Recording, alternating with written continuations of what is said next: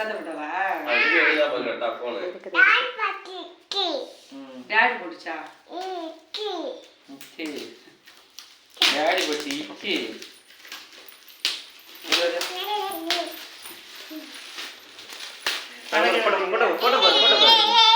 போட அதே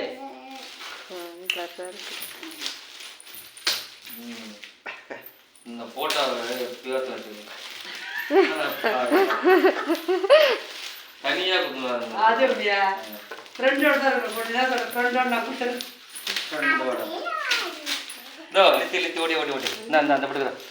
அவர் வந்து பச்சை விஜயகாந்த் தான் பார்த்தாரு